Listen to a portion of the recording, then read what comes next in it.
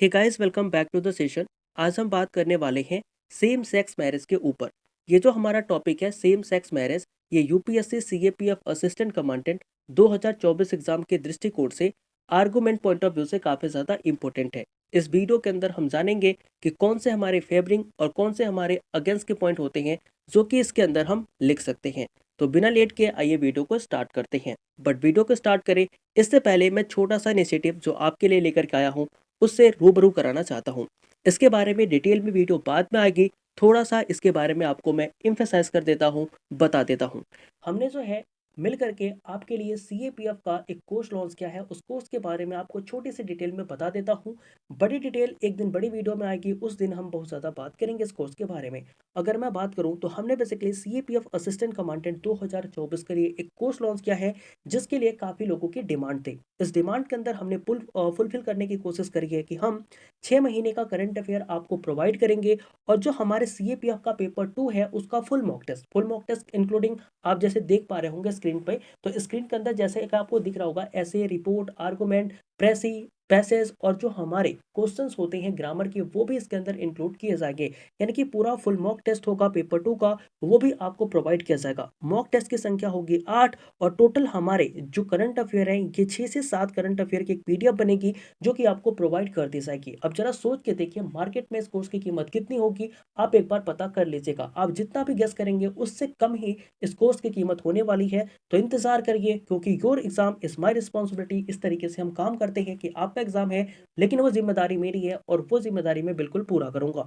तो ये जो चीज़ है वो बहुत जल्दी लॉन्च होने वाली है, तो इसे अपने दोस्तों को बता के रखें और लॉन्चिंग वाले डे पे ज़रूर से मिलें कि ये कोर्स क्या है, कैसे इसको देखना है, कितना इसको परचेस करना है, क्या इसके प्राइजेस हैं, बात करेंगे उस वीडियो के अंदर।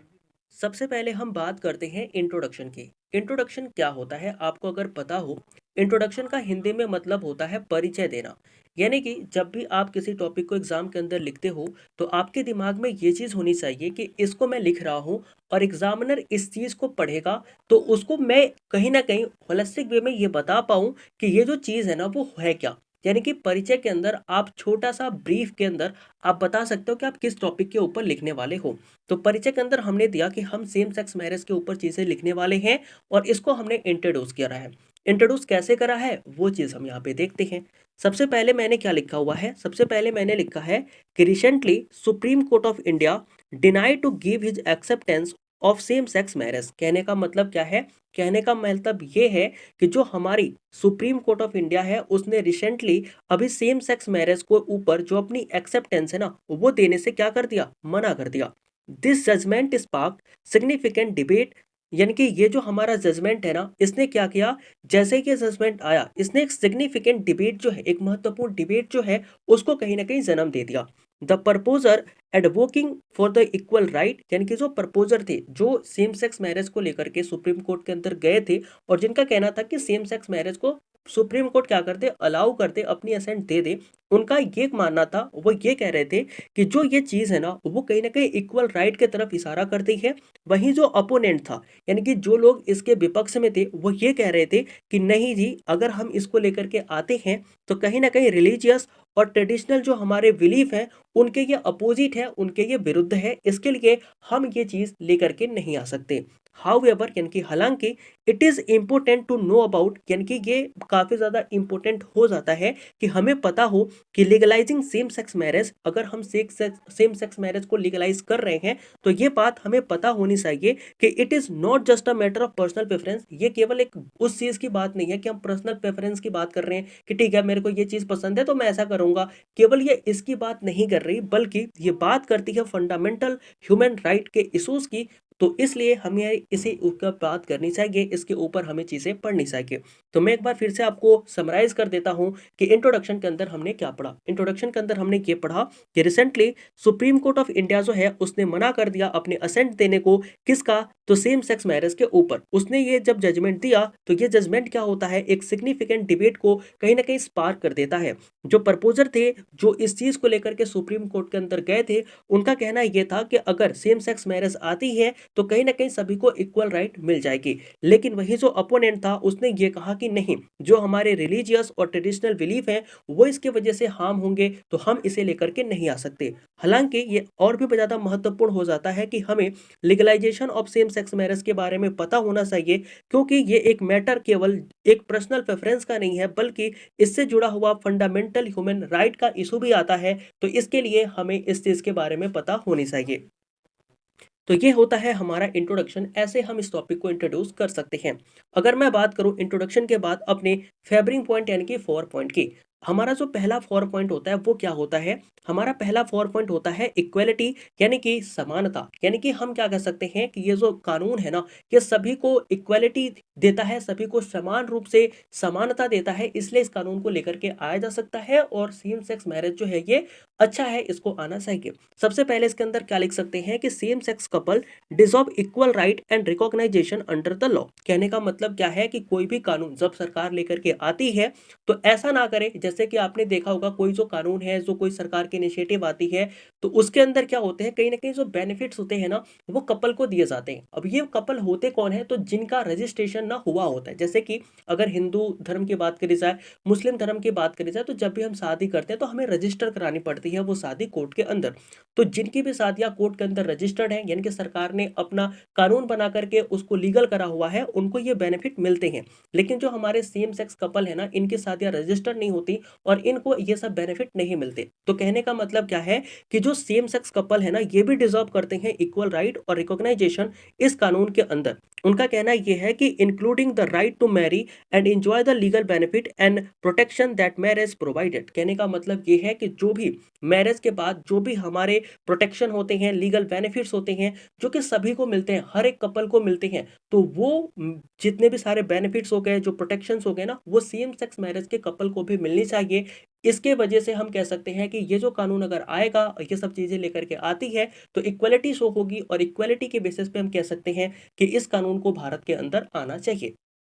दूसरा हमारा कानून क्या कहता है? दूसरा हमारा जो पॉइंट है, जो कि 4 पॉइंट के अंदर हम लिख सकते हैं, वो ये कहता है फैमिली राइट्स, यानी कि जो परिवार की जिम्मेदारी है, जो परिवार का एक अधिकार होता है, वो भी ये कहता है कि हाँ भैया इस कानून को आना चाहिए। इसके अंदर क्या लिख सकते हैं हम? इसके अंदर हम लिख सकते हैं कि legal recognition of same sex marriage ensure that couple can access important family right. कहने का मतलब क्या है कि जो सेम सेक्स मैरिज है, अगर हम इसे लेकर के आते हैं, एक लीगल वे में इसे सरकार एक्सेप्ट करती है, तो होगा क्या कि जो हमारे कपल सेम सेक्स मैरिज के अंदर आते हैं, उनको एक इंपॉर्टेंट फैमिली राइट, जैसे कि adoption of parent, adoption and parental right. जैसे कि अभी क्या है कि जो हमारा इंडिया है ना, उसके अंदर जो सेम सेक्स कपल है, अगर उनकी शादी हो भी जाती है, तो उनको अडॉप्ट करने का, इनकी बच्चे अडॉप्ट करने का अधिकार नहीं है, उन्हें पेरेंटल राइट जो है वो नहीं दिए जाते। लेकिन होगा क्या कि अगर इस फैमिली राइट की अगर मैं बात करूं, तो ये कहता है कि हर इंसान क्या कर सकता है? अडॉप्ट कर सकता है किसी भी बच्चे को। ठीक है, तो इस चीज से जो उन्हें बेनिफिट नहीं दिया जाता, उन्हें कहीं ना कहीं अलग रखा जाता है, तो इस चीज को मद्देनजर रखते हुए हम कह सकते हैं कि अगर ये कानून आता है, तो सेम सेक्स मैरिज के जो कपल हैं उनको भी एडॉप्शन एंड पेरेंटल राइट दिए जा सकते हैं। और इससे होगा क्या कि जो उनकी फैमिलीज हैं वो और भी ज़्यादा स्टेबल एंड लविंग हो जाएगी। तो ये जो हमारा दूसरा 4 पॉइंट है, आई होप कि आपको समझ में आया हो। इसके अंदर हमने बात ये करी कि ये जो कानून है ना, ये लीगलाइज कर देगा कि जो हमारे सेम सेक्स मैरिज के जो कपल हैं वो अडॉप्ट कर सकते हैं बच्चों को, और इससे उनकी एक फैमिली जो है वो कंप्लीट फैमिली बन जाएगी और वे अपने फैमिली के साथ स्टेबल होकर के लव के साथ अच्छे से रह सकते हैं। ये हमारा दूसरा पॉइंट होता है, जो कि हम फेवरिंग पॉइंट के अंदर लिख सकते हैं कि इस कानून को आना चाहिए। वहीं अगर मैं बात करूं हमारे तीसरे कानून की, यानी कि तीसरा पॉइंट हमारा क्या हो सकता है जो इसे कहता है कि हाँ इसे आना चाहिए, वो होता है लव इज लव। यानी कि प्यार जो है वो प्यार ही होता है भाई।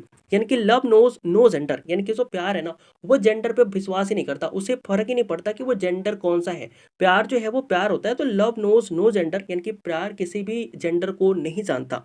All individual should the freedom to marry the person they love, यानी कि जितने भी इंडिविजुअल है ना, प्रत्येक एक इंसान को यह अधिकार है कि वो उससे शादी कर ले जिससे कि वो प्रेम करते हैं, रिगार्डलेस ऑफ सेक्सुअल ओरिएंटेशन और जेंडर आइडेंटिटी। यानी कि इससे कोई फर्क नहीं पड़ता कि उनका सेक्सुअल ओरिएंटेशन क्या है, उनकी जेंडर आइडेंटिटी क्या है। अगर इंसान किसी इंसान से प्यार करता है तो उसे शादी कर लेनी चाहिए। ये पॉइंट बताता है कि सेम सेक्स मैरिज जो है इसे अलाउ कर देना चाहिए, इसे बिल्कुल अलाउ हो जाना चाहिए। ये हमारा तीसरा पॉइंट होता है। मैं एक बार फिर से ब्रीफ में बता देता हूँ कि इन तीनों पॉइंट के अंदर हमने क्या देखे। पहले पॉइंट के अंदर हमने देखी इक्वलिटी यानी कि समानता। समानता ये कहती है कि भारत के अंदर या दुनिया के अंदर जो सेम सेक्स कपल है ना, वो भी डिजर्व क्या करते हैं, इक्वल राइट डिजर्व करते हैं, जैसे कि अदर कपल को दिया जाता है। जैसे कि अगर मान लो किसी ने शादी करी तो राइट टू मैरी के अकॉर्डिंग उसे क्या मिलेंगे, कुछ लीगल बेनिफिट दिए जाते हैं, कुछ प्रोटेक्शन दिए जाते हैं जो कि मैरिजेस प्रोवाइड करती हैं। तो ऐसी जितनी भी सारी चीजें हैं ना, वो सेम सेक्स मैरिज को भी प्रोवाइड हो, इसके लिए इस कानून के द्वारा उनके शादी को भी लीगलाइज कर देना चाहिए। दूसरा होता है फैमिली राइट, यानी कि परिवार का अधिकार। कहीं ना कहीं जो सेम सेक्स मैरिज के लोग हैं, इनको क्या होता है, कहीं ना कहीं एडॉप्ट जो करते हैं ना बच्चे, वो इन्हें नहीं करने दिया जाता, इनसे पेरेंटल राइट जो है वो छीन लिए जाते हैं। तो कहीं ना कहीं अगर हम क्या करते हैं, इस सेम सेक्स मैरिज को कहीं ना कहीं लीगल कर देते हैं इस कानून को ला करके, तो होगा क्या, इससे हमारी जो सोसाइटी है वो और भी ज्यादा स्टेबल होगी। इससे इनकी जो फैमिली है ना, वो और भी ज्यादा स्टेबल और लविंग फैमिली हो जाएगी और ये अच्छे से रह सकते हैं। वहीं अगर मैंने तीसरे पॉइंट की बात करी कि जो लव है ना, वो लव ही है, इनकी लव नोज नो जेंडर, यानी कि प्रेम के अंदर कोई भी जेंडर नहीं आता। इसके अनुसार हम कह सकते हैं कि अगर ये मैटर नहीं करना चाहिए कि कोई इंसान किससे शादी कर रहा है तो उसकी सेक्सुअल ओरिएंटेशन क्या है, उसकी जेंडर क्या है। बस मैटर ये करता है कि अगर उस इंसान को किसी से प्यार है तो वो उसे शादी कर सकता है। That should be a freedom. ठीक है, तो ये एक फ्रीडम होना चाहिए। तो इसके बेसिस पे हम कह सकते हैं कि ये जो हमारा तीसरा 4 पॉइंट है ना, इसको हम इसके अंदर लिख सकते हैं। आई होप ये तीनों पॉइंट अभी आपको क्लियर हुए होंगे। आइए बढ़ते हैं अपने नेक्स्ट 2 पॉइंट के तरफ। जो हमारा नेक्स्ट 2 पॉइंट है, जो कि 4 पॉइंट के अंदर हम लिख सकते हैं, वो होता है सोशल एक्सेप्टेंस। यानी कि अगर ये कानून हम लेकर के आते हैं तो इस कानून के आने की वजह से जो सोसाइटी इन सारी चीजों को एक्सेप्ट नहीं करती, कहती है कि नहीं जी ये तो कानून के हिसाब से गलत है, ऐसा नहीं हो सकता, वो चीजें जो है ना सोसाइटी के अंदर एक्सेप्ट कर ले जाएंगे और लोग जो है वो खुशी खुशी रह पाएंगे। तो इसलिए इस कानून को आना चाहिए। इसके अंदर हम क्या लिख सकते हैं कि legalising same sex marriage promote societal acceptance and tolerance. कहने का मतलब क्या है कि अगर हम लीगलाइज करते हैं सेम सेक्स मैरिज को, तो ये क्या करेगा, प्रमोट करेगा सोसाइटी के अंदर जो टॉलरेंस है वो बढ़ जाएगा। लोग जो है इस चीज को एक्सेप्ट कर लेंगे, कहीं ना कहीं बढ़ावा देगा एक इंक्लूसिव एंड डाइवर्स कम्युनिटी को। तो इसलिए हम कह सकते हैं कि ये जो सोशल एक्सेप्टेंस है ना, ये एक पॉइंट बनता है कि हम इस चीज को लीगलाइज कर सकते हैं। इसके अलावा अगर मैं बात करूं ह्यूमन राइट की, देखो ह्यूमन राइट यानी कि मानव का अधिकार। मानव का अधिकार क्या है, जैसे सबसे पहले आप देखोगे तो denying same sex marriage the right to marry is violation of their fundamental human right. कहने का मतलब क्या है कि अगर हम सेम सेक्स कपल को क्या करते हैं, मैरिज करने का अलाउ नहीं करते, तो कहीं ना कहीं सीधे तौर पर ये फंडामेंटल ह्यूमन राइट का कहीं ना कहीं उल्लंघन है। अभी जो ये चीज़ है ना थोड़ी गलत हो गई है, क्योंकि जो हमारे सुप्रीम कोर्ट है ना, उसने इसको बोला है कि नहीं, जो हमारा मैरिज का अधिकार है ना, ये क्या है, फंडामेंटल राइट नहीं है। लेकिन फिर भी एक होता है राइट टू चूज, यानी कि राइट टू चॉइस है, राइट टू चूज, इसके अकॉर्डिंग तो ये चीज़ गलत है ना। तो कहीं ना कहीं हम कह सकते हैं कि जो डिनाई सेम सेक्स मैरिज है, इसे हम मना करते हैं, ये सीधे तौर पर हमारा जो फंडामेंटल राइट है इसका कहीं ना कहीं वायलेशन है। इसलिए हम इस चीज को मना नहीं कर सकते। Including to right to equality and freedom from discrimination. आप कहते हो ना कि किसी भी इंसान का हम डिस्क्रिमिनेट नहीं कर सकते, उसका हम भेदभाव नहीं कर सकते। कोई भी इंसान हो, कहीं से भी बिलोंग करता हो, किसी भी कास्ट का हो, जाति का हो, काला हो, गोरा हो, ऊंचा हो, छोटा हो, लंबा हो, कुछ भी हो, हम उसके साथ डिस्क्रिमिनेट नहीं कर सकते। लेकिन यहाँ पर आप डिस्क्रिमिनेट कर रहे हो अगर आप सेम सेक्स मैरिज को अलाउ नहीं कर रहे हो, डिनाई कर रहे हो। तो ये हमारा एक पॉइंट बनता है जो कि आप लिख सकते हो कि अनकॉन्स्टिट्यूशनल है अगर हम इसे डिनाई करते हैं, इसे मना करते हैं, क्योंकि ये भी लोग उतना ही डिजर्व करते हैं जितना हम डिजर्व करते हैं। कहीं ना कहीं ये हमारे दो एक्स्ट्रा और पॉइंट होते हैं जो आप लिख सकते हैं। इन दोनों पॉइंट को मैं फिर से समराइज कर देता हूं ताकि आपको इजीली वे में चीजें पता लग पाए। यहां पर हमने देखा सोशल एक्सेप्टेंस। सोशल एक्सेप्टेंस का मतलब ये है कि अगर हम कानून लेकर के आते हैं तो जो सेम सेक्स मैरिज है इसको समाज के अंदर एक्सेप्टेंस मिल जाएगा। लोग जो हैं इसे कानूनी तौर पर मानने लगेंगे और कहीं ना कहीं उनके बीच में इन लोगों को लेकर के टॉलरेंस भी बढ़ेगा। इसके अलावा हमने देखा कि इसके वजह से हमारी जो सोसाइटी हो जाएगी वो और भी ज़्यादा इंक्लूसिव हो जाएगी, और भी ज़्यादा डाइवर्स हो जाएगी, जिससे कि काफ़ी अच्छा संकेत मिलेंगे हमारे सोसाइटी के अंदर। इसके अलावा हमने देखा कि ह्यूमन राइट, यानी कि अगर हम सेम सेक्स कपल को शादी करने से मना कर रहे हैं, अलाउ नहीं कर रहे हैं, तो सीधे तौर पर ये उनके right to equality, freedom from discrimination के विरुद्ध है। कहीं ना कहीं ये हमारा फंडामेंटल ह्यूमन राइट के विरुद्ध भी है। तो इसलिए ये अनकॉन्स्टिट्यूशनल हो जाता है कि हम इसे मना करें, इसलिए इसे हमें एक्सेप्ट कर लेना चाहिए। ये हमारे दो और एक्स्ट्रा पॉइंट होते हैं जो कि आप 4 पॉइंट के अंदर लिख सकते हैं। अब हम बात करते हैं अगेंस्ट पॉइंट की। अगेंस्ट पॉइंट के अंदर हम क्या लिख सकते हैं, तो सबसे पहला हमारा अगेंस्ट पॉइंट होता है ट्रेडिशन यानी कि परंपरा। जैसे कि आपको पता होगा कि परंपरा है क्या, परंपरा ये होती है कि जब भी शादी होती है तो उसके अंदर एक मैन और एक वुमेन का होना कंपलसरी होता है, तभी जाकर के वो शादी जो है वो किसी भी धर्म में करी जाती है। तो शादी की परिभाषा ही बेसिकली यही होती है कि एक इंसान और एक औरत की जो शादी है वो करी जाती है किसी भी धर्म के अंदर। लेकिन अगर मान लो इस चीज को हम अल्टर कर रहे हैं, इस चीज को बदल रहे हैं, ठीक है, इसके अंदर शादी भी हो रही है लेकिन एक मैन और एक वुमेन नहीं हो पा रहे हैं, तो कहीं ना कहीं जो हमारी कल्चरल वैल्यूज है, जो हमारे सोसाइटल नॉर्म है, जो ट्रेडिशनल फैमिलीज वैल्यू है, वो कहीं ना कहीं क्या हो जाती है, अंडरमाइन आ जाती है, वो कहीं ना कहीं छुप जाती है। और कहीं ना कहीं हम बोल सकते हैं कि जो हमारे सोसाइटी के कानून है, सोसाइटी के कुछ नियम हैं, जो हमारे ट्रेडिशनल फैमिलीज वैल्यूज हैं, उनका कहीं ना कहीं ह्रास होता है, कहीं ना कहीं उनकी ह्रास होने से बचाने के लिए हम क्या कर सकते हैं, इस सेम सेक्स मैरिज को अलाउ नहीं कर सकते। तो पहला हमारा पॉइंट ये होता है कि जो हमारे ट्रेडिशनल वैल्यूज हैं वो अंडरमाइन हो जाते हैं अगर ये कानून लेकर के आया जाता है, तो इसलिए इस कानून को हम नहीं ला सकते हैं। दूसरे अगर मैं इशू की बात करूं, वो होता है एडॉप्शन इशू। दूसरा एडॉप्शन इशू क्या होता है, अभी आपने पहले पढ़ा 4 पॉइंट के अंदर कि यहाँ पर क्या किया गया कि जो सेम सेक्स कपल है ना, उनको अडॉप्ट करने के लिए जो सन है या डॉटर है वो अडॉप्ट नहीं कर सकते। क्यों नहीं कर सकते, इसका कारण हमें पता है। वही कारण अब हम यहाँ पर देखते हैं। तो सबसे पहला ना एडॉप्शन इशू आता है कि अगर आप किसी भी चीज को अडॉप्ट कर रहे हो तो सरकार क्यों रोक लगाई है, कि क्यों इसे अडॉप्ट नहीं करने दिया जा रहा है। तो यहाँ पर पॉइंट ये निकल के आएगा कि लीगलाइजिंग सेम सेक्स मैरिज में lead to complication in adoption laws and parenting right. कहने का मतलब यह है कि अगर सरकार सेम सेक्स मैरिज को अलाउ कर देती है तो इससे होगा क्या कि जो एडॉप्शन लॉज है ना उसके अंदर कॉम्प्लिकेशन आ जाएंगे। जो हम किसी भी बच्चे को गोद लेते हैं ना उसके अंदर कॉम्प्लिकेशन आ जाएंगे, उनके पेरेंटिंग राइट के ऊपर कहीं ना कहीं क्या आ जाएंगे, कहीं ना कहीं हम बोल सकते हैं कि कॉम्प्लिकेशन आ जाएंगे। सबसे पहले आपको पता होना चाहिए कि एक जो बच्चा होता है जब उसकी पेरेंटिंग होती है तो उसके लिए दोनों लोग, चाहे वो बोल सकते हो कि फादर हो मदर हो, दोनों लोग इंपॉर्टेंट होते हैं। लेकिन ऐसा देखा गया है कि सेम सेक्स मैरिज के जो कपल है ना, इन्होंने जब बच्चे की परवरिश करी तो इतने अच्छे तरीके से उनकी परवरिश नहीं हो पाई है। तो कहीं ना कहीं ये एक पॉइंट बनता है कि एडॉप्शन इश्यूज हैं, यानी कि अगर आप बच्चे अडॉप्ट भी कर लेते हो तो उतने अच्छे से आप परवरिश नहीं कर पाते हो जितना कि एक मेल और फीमेल मिलकर के बच्चे का कर पाते हैं। तो ये चीज इसको कहीं ना कहीं अगेंस्ट पॉइंट के अंदर आता है कि नहीं, ये जो फैक्ट है ना वो ये बताता है कि सेम सेक्स कपल जो है इनको आपस में बेसिकली शादी नहीं करने देना चाहिए, इस चीज को लीगल नहीं करना चाहिए। और एडॉप्शन इश्यूज ये बताता है कि बच्चे ये अडॉप्ट नहीं करने चाहिए। अगर ये कर लेते हैं, अगर इसे अलाउ कर दिया जाता है तो इन्हें बच्चे अडॉप्ट भी करने दिया जाएगा और एडॉप्शन लॉ के अंदर कॉम्प्लिकेशन आ जाएंगी और इसके अंदर जो पेरेंटिंग राइट है वो इन्हें दिया जाएगा। लेकिन उस पेरेंटिंग राइट से बच्चों का ओवरऑल डेवलपमेंट नहीं हो पाता है और कहीं ना कहीं ये हमारे अगेंस्ट पॉइंट के अंदर चीजें हम लिख सकते हैं। थर्ड हमारा पॉइंट क्या होता है, रिलीजियस बिलीफ, यानी कि हमारा जो धार्मिक विश्वास है वो इससे कहीं ना कहीं ठेस पहुंचेगा, उस चीज को हार्म होगा वो चीज, तो इसलिए हम इस चीज को नहीं लेकर के आ सकते। Many religious define marriages as a union between a man and women, यानी कि कई सारे रिलीजियस डिफाइन करते हैं मैरिज को कि ये क्या है, एक यूनियन है between a man and women, and legalising same sex marriage may contradict this deeply held beliefs. कहने का मतलब ये है कि जो कई सारे रिलीजन हैं उनका मानना ये है कि मैरिज क्या है, एक यूनियन है between a man and women, लेकिन अगर हम सेम सेक्स मैरिज को अलाउ कर देते हैं तो इससे क्या होगा कि उनके जो धार्मिक विश्वास हैं जिनसे वो अंतर आत्मा से जुड़े हुए हैं उसको ये कानून क्या करेगा, कहीं ना कहीं कंट्राडिक्ट करता है। इसलिए हम इस चीज को नहीं लेकर के आ सकते। मैं एक बार फिर से तीनों ही चीजों को समराइज कर देता हूं ताकि आपको कोई भी इश्यूज ना हो। सबसे पहला हमने देखा ट्रेडिशन यानी कि परंपरा। ट्रेडिशन यानी कि परंपरा क्या कहती है, परंपरा ये कहती है कि जो मैरिज है ना ये ट्रेडिशनली एक मैन और एक वुमेन के बीच में करी जा रही है। लेकिन अगर इस चीज को अगर हम अल्टर करते हैं, परिवर्तित करते हैं, तो इससे हमारा जो ट्रेडिशनल फैमिलीज वैल्यूज हैं यानी कि परंपरागत हमारे परिवारों के जो मूल्य हैं वो कहीं ना कहीं अंडरमाइन हो जाएंगे, इनको ह्रास होगा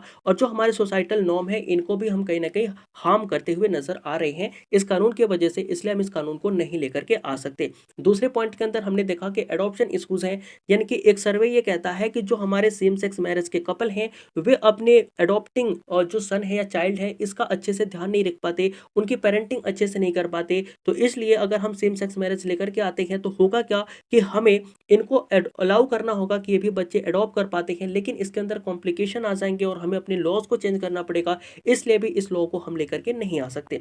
तीसरा हमारा पॉइंट ये होता है कि कुछ रिलीजियस बिलीफ है, जैसे कि कई सारे जो रिलीजन है उनके अंदर अंदर देखा जाता है कि marriage as a union between a man and women, लेकिन अगर हम लीगलाइज करते हैं सेम सेक्स मैरिज को तो ये कंट्राडिक्ट करता है इस स्टेटमेंट को, इस बिलीफ को, और इसके वजह से हम इस एक्ट को पास नहीं कर सकते। इसके अलावा अगर मैं बात करूं तो हमारा नेक्स्ट अगेंस्ट पॉइंट क्या होता है, वो ये होता है कि सोसाइटल स्टेबिलिटी, यानी कि जो हमारे समाज के अंदर स्थिरता है ना, वो कहीं ना कहीं खत्म हो जाएगी अगर इस चीज को लेकर के आते हैं तो। जैसे कि अगर मैं बात करूं, नेक्स्ट हमारा अगेंस्ट पॉइंट क्या होता है उस चीज के बारे में हम देखते हैं। हमारा अगला अगेंस्ट पॉइंट होता है सोशल स्टेबिलिटी। सोशल स्टेबिलिटी का मतलब क्या हुआ कि समाज के अंदर स्थिरता बनानी है। अगर हम इस कानून लेकर के आ रहे हैं तो हो सकता है कि हमारा समाज अस्थिर हो जाए, इसलिए हम इस कानून को पास नहीं कर सकते। इसके अंदर हम क्या लिख सकते हैं वो भी हम देख लेते हैं। इसके अंदर हम लिखते हैं कि लीगलाइजिंग सेम सेक्स मैरिज में lead to societal upheaval and moral decline by redefining a fundamental institution that exist for centuries. कहने का मतलब क्या है?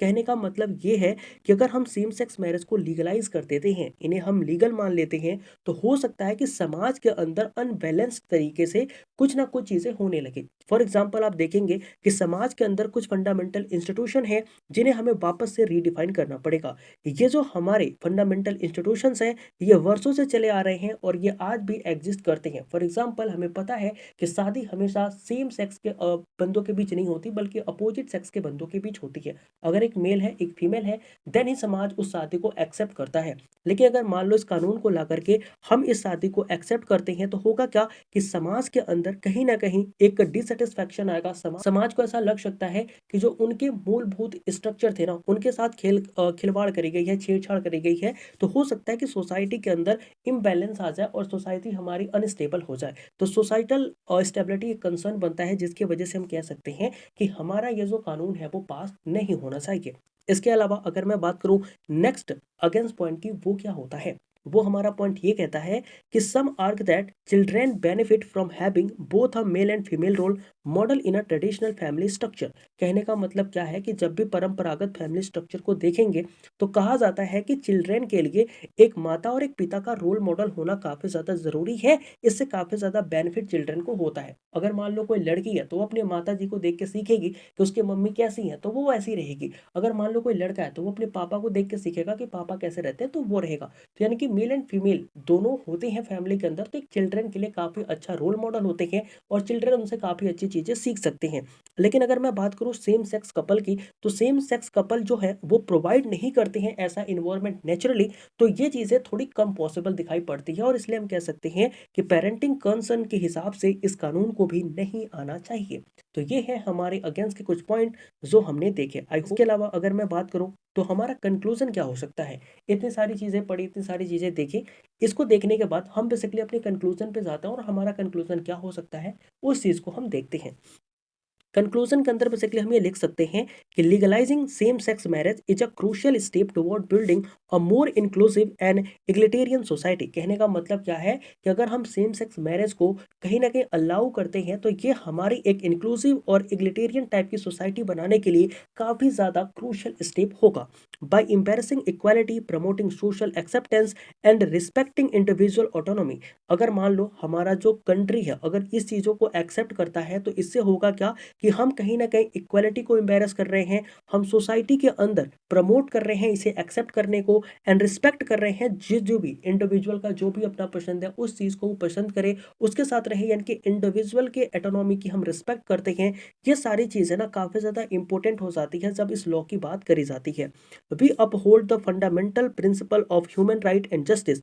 It is time to recognise and affirm that right of all individual to marry the person they love irrespective of danger. यानी कि अभी वो समय आ गया है कि हमें अफर्म कर देना चाहिए, हमें उस चीज को मान लेना चाहिए कि हाँ ठीक है, जो इंडिविजुअल्स हैं उनको अपनी पसंद के हिसाब से शादी करनी देनी चाहिए, क्योंकि इसके अंदर आप जेंडर का डिस्क्रिमिनेशन नहीं कर सकते। चाहे वो कोई सा भी जेंडर हो, अगर इंसान को पसंद है तो उससे वो शादी कर सकता है। ये मेरा ओपिनियन है, आप अपना ओपिनियन रख सकते हैं, आपको क्या लगता है। ठीक है, तो कंक्लूजन के अंदर हमने क्या देखा, आई होप आपको समझ में नहीं आया होगा।